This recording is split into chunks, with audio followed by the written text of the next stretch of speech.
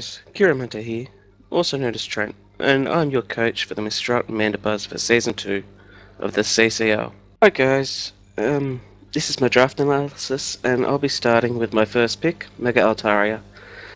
The reason I picked Mega Altaria is because of its great typing. For example, it does resist Volt Turn. The ability Pixelate lets it use attacks and very much hit hard without having to invest. It means it can go physical or special. Got great moves, support moves, offensive moves, and as a regular Altaria, I can run either ability to stop whatever I need to do. The moveset like Dragon Dance and Return, plus Dragon Claw gives me near unresisted coverage. Roost, Earthquake. Pretty sure Altaria gets like special fire type moves for steel types. Flamethrower and Fire Blast. Sorry about that. And it's a pretty solid mega. Its base stats, like 80 speed, is not quite what you'd expect from a mega, but it does get Dragon Dance. And base 110 for its attack, defense, and special attack are great, and 105 in its special defense is also really good. And now for my second pick, Cresselia. The reason Cresselia is one of my OU picks is because we moved it up. I'm sure that's already been explained, but why I picked it is Altaria is a great offensive and defensive mon, but Cresselia is a great wall. It has reliable recovery. Its ability lets it come in on Earthquake, which absolutely helps against most teams. A check and a counter to some of the league's most threatening mons. Its moveset, because it is a legendary, is absolutely amazing, with options like Carmine, Ice Beam for many mons, all the psychic moves like Psyshock, Psychic, Reflect, and pretty sure it gets Reflect and Light Screen. Moonlight, let's have reliable recovery. Protect for stalling. Most of these go well with its absolutely amazing stats, which, as you can see, very much benefit a wall. But with Calm Mind, it allows it to go offensive against lower teams, and with its bulk, it will just not die. And my next pick is Skarmory. He's my final OU pick, and for a defensive mon, he is pretty solid in draft format.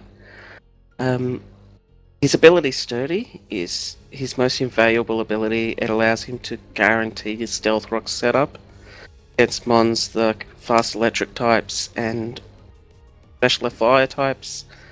Weak Armor and Keen Eye are also somewhat useful, but there's next to no reason to run them against Sturdy. Because Sturdy works well with its moveset. Like I've already said, it allows it to get up Stealth Rocks, it allows it to guarantee a Defog. It gets very good flying and steel moves, which help do with Fairy. And its other its stats work well with this. Like its godly 140 defense, while works well with its base 65 HP, which isn't the greatest, but the defenses do make up for it and allows it to survive hits. And moving on to UU picks now. My first pick was another moved up mon, Slowking, and he's obviously, when anybody thinks Slowking, they think Regenerator, and this allows him to become a bulky water with absolutely stupid reliable recovery in Regenerator. Its other abilities, Oblivious and Tempo, they do have their own uses, but 99% of the time you'll be using Regenerator. Moving on to its moveset, we have a bulky water that gets a fire type move, which is very rare, and it allows it to take on things like Ferrothorn one-on-one. You get the normal water type moves like Ice Beam, Scald, Blizzard if need be, and then the normal psychic type moves like Calm Mind, Psychic, Psyshock, Light Screen, that sort of stuff. Moving on to its stats, as you can see, its special attack is great. Like base 100 is great for what many would use as a wall. Base 95 HP and 110 special attack means it's great at sponging most special attacks, not named electric or grass moves, and yeah, that's about it. And my next pick for my UU was Helolisk. My main reason for choosing this was somebody chose Suicune, and by this point in my team I didn't have a Suicune counter. Its ability, Dry Skin, allows it to come in on a Scald from a Suicune, and if that Suicune has nothing to deal with it, it can't hit me. Sandvale and Soul Power also have their own niches against some teams, but for the most part it will be using Dry Skin. Its moveset allows it to hit numerous things, which is thanks to its normal typing. Like, it gets Dragon Pulse and Signal Beam, which are things you don't normally associate with electric types. A Specs Thunderbolt can absolutely destroy Suicune and anything weak to it. It gets things like U-Turn, Volt Switch, which means I can use either. And I think the most important move it does get, just because it is stab, is Hyper Voice, just because there's very little resistances. And moving on to its stats, you can see it is very much a glass cannon. It has base 109 speed and special attack, with timid specs allowing it to reliably to hit KO a Suicune. However, its attack and defense are a bit wanting, and it can't take a physical hit to save its life, where my walls come in. And my final my final pick for UU was Mienshao. It's a fast-hitting fighting type with great stats that allow it to go special and mixed. It's got 3 great abilities. Inner Focus, helping against the random fake outs, but not really helpful with anything else. Regenerator, which works well with its moveset. And in case I need just that little bit of extra power, I can go Reckless High Jump Kick, which absolutely destroys lives. Its moveset, for being a fighting type, is absolutely amazing. It's one of the rare mons to get Aura Sphere, it gets Baton Pass with Bulk Up and Calm Mind, it gets Drain Punch for recovery, Acrobatics if I'm not running an item, Knock Off and U-Turn in available moves in a draft format, and many more options I just don't have the time to go into here. For its spread, as you can see, it's very much a glass cannon. Yet again, with base 60 defenses, it's not really taking anything that's not a resisted hit. its attack and speed leave it very fast, very hard hitting, but again, unable to take hits. And with that, our RU picks start. Honestly, I can't remember if Cresselia got moved up or not. Either way, it's a great mon for an RU pick. Its two abilities allow it to either be Setup Sweeper that can't be phased out, or Grass Rockmon that can take water attacks, which is something that's very helpful for my team. Moveset allows it to use, various type typed attacks, like most rock type coverage moves, like Ancient Power, Earthquake, Earth Power. I think it gets like Stealth Rocks and Stone Edge. Along with its numerous grass type moves, which lets it get poison type moves for fairy types.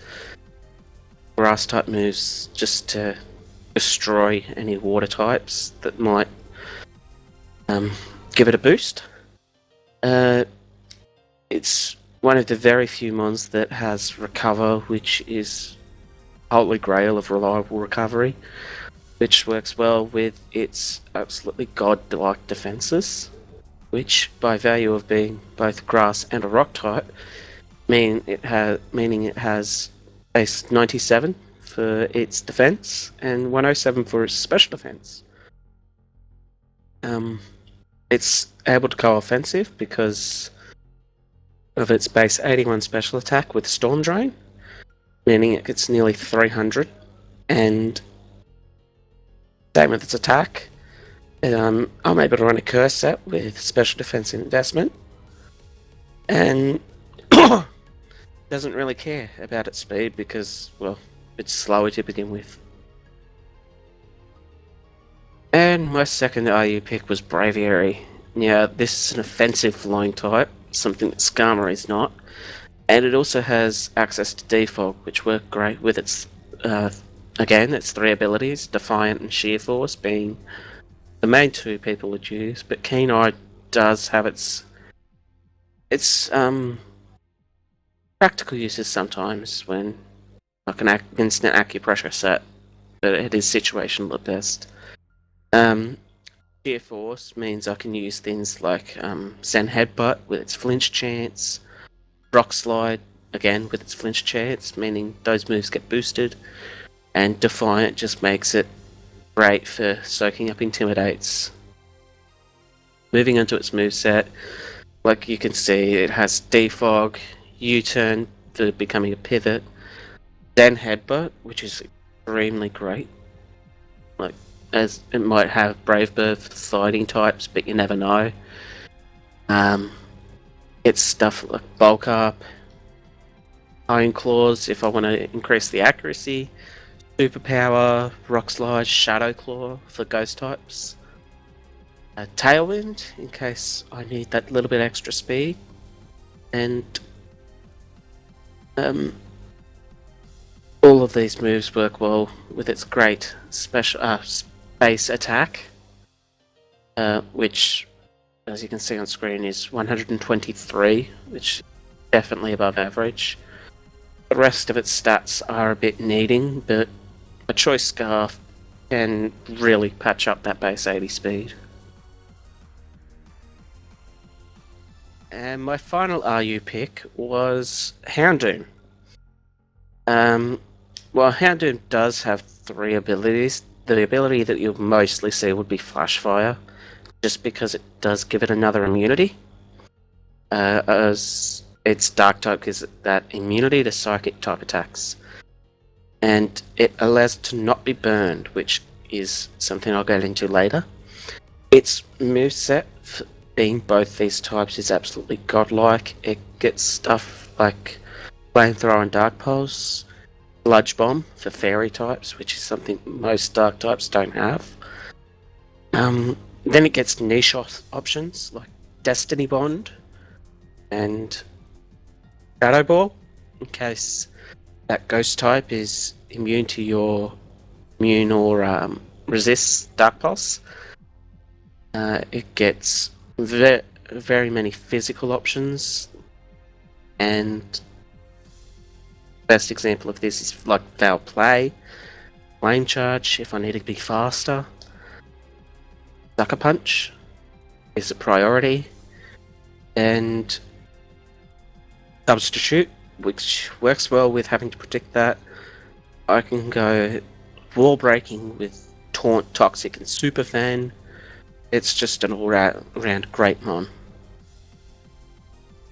And moving on to its stats, as you can see, its HP and defense means it'll pretty much be knocked out by like an earthquake or a close combat, but it's not meant to be taking those. It's meant to come in, hit hard, and then go home. Its base 95 speed, 90 attack, and 110 special attack allow it to do this. And moving to our NU and below picks, my first one was Golurk. This may seem like, why did I do this? But the reasoning is pretty clear. It helps with rapid spin, which, as you can tell by my later picks, really helps out. Its ability No Guard means every move it uses hits, but it comes with the downside of every move against it hitting. There's next to no reason to use Iron Fist or Klutz, unless you don't want to be hit. But because No Guard is such a great ability, I can't see me using any other. Because of that, No Guard allows Dynamic Punch to hit, which is guaranteed confusion. And this just helps immensely against most teams, because it means there's a 50% chance that they won't hit you, which means I can do any number of things, like go into a Zen Headbutt or a Shadow Punch, maybe an Earthquake, use Toxic, Brick Break to destroy screens, Brain Punch. Gyro Ball helps with its slow speed. It just gives me numerous options if they can't attack me. I can sweep with Substitute, Stone Edge, and Rock Polish. It's just a great ghost type in general, which works well with its stats of base 89 and 80 defenses, which aren't the greatest in the world, but it really helps tank a hit or two that is neutral. And its great attack just lets it rip holes in teams that aren't prepared for it. And again, a Scarf can really help increase its speed, or maybe even a Trick Room. And my second NU pick is Genghis Khan. Genghis Khan has three great abilities, but there's one that really stands out that helps it immensely. That's Scrappy. Scrappy allows it to get unresisted coverage, which is not something you can say very often. And the unresisted coverage is normal fighting for all things, which is something most people see on a low pony, but I'm going to run a Genghis Khan just because it gets access to Scrappy Fake Out, and it also gets Sucker Punch, giving it double priority in a way.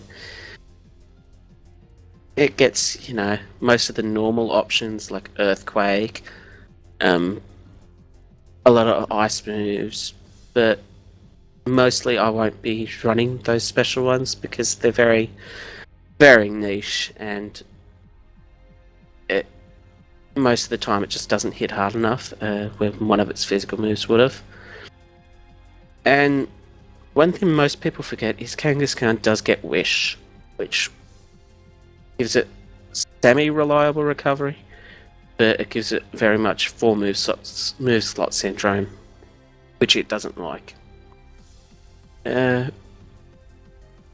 Wish does help out with its stats. Again, base 80, just like Golurk. Base 105 means it can tank hits, and the normal typing means, well, it only has one weakness, and that weakness is pretty easy to work around. Its base 95 attack and 90 speed means it doesn't hit too hard, but with access to Power Up Punch, it means, well, I can attack and set up at the same time, which is invaluable. And my final pick is a PU pick, but I love it all the same. It's Rosea.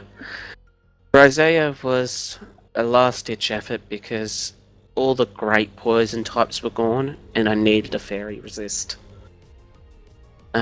And poison gave me that great fairy resist. Its abilities give it 3, amazing options. But you generally won't be seeing Poison Point just because Rosea is physically frail. Natural Cure means if it's burned from a random Scald or Thunderwaved, I can just get rid of that status. And Leaf Guard is good, but it requires it to be in the sun, which is something Rosea doesn't want to be doing. Natural Cure works well with its moveset, which gives it Toxic Spikes, Leap Powder to put something to sleep, Leaf Storm, which is hitting hard from a Rosea. It's also a poison type that gets something like Dazzling Gleam and Extra Sensory. Coverage, it gets Hacked and Leech Seed, like 90% of grass types do. It also gets like Stun Spore and Substitute. Toxic, if I don't want to run Toxic Spikes. Reliable Recovery and Synthesis and Giga Drain. It's great with an Eviolite, but it is very vulnerable to knock off, which leads me to this point. Its base HP of 50 and 45 means it most likely won't live any physical attack. With Eviolite and its base 80 special defense, it allows it to tank hits on the special side and hit back hard with its base 100 special attack, which most people forget for a little not fully evolved Pokemon. And that's been my draft analysis for your Mistralton Mandibuzz. I'll see you guys all in next time.